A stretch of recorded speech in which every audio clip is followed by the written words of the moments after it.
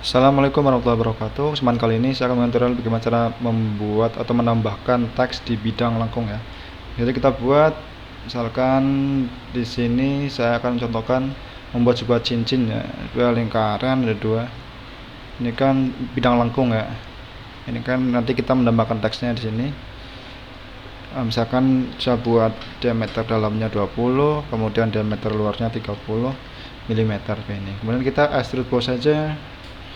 Arahnya mid plane, ketebalan 10 mm ya, seperti ini. Nah, agar lebih menarik lagi cincin ini kita berikan cover ya, potongan 0,5 untuk edge yang ini, dan ini yang terluar. Nah, kemudian kita tinggal tambahkan saja ya, sebuah teks di sini. Caranya kita pilih yang top line saja. Kita dari top line.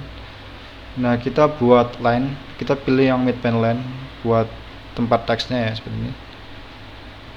Nah, line ini kita buat contortion geometry sebagai garis bonus saja buat teks. Pastikan center ini klik kontrol dan center di tengah ini kita buat make vertikal. Nah, lebarnya 30 mm ya, saya buatnya seperti ini. Kemudian jarak ini sampai sini misalkan saya buat 6,5 saja. Nah, seperti ini. Dan kita tambahkan teks, kita klik saja sketch ini teksnya. Kemudian curve-nya kita pilih line yang ini, garis panjangnya. Kemudian teksnya misalkan saya tulis CAD. Nah, CAD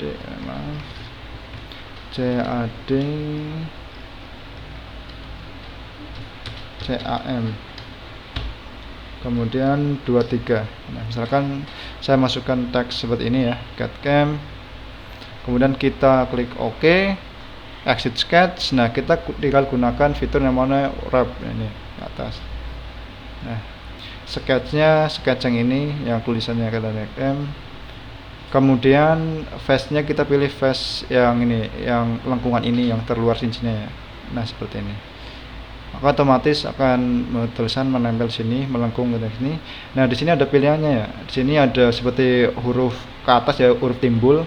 Misalkan saya pilih ini ya, dengan kedalaman ketinggian 1 mm dipnya.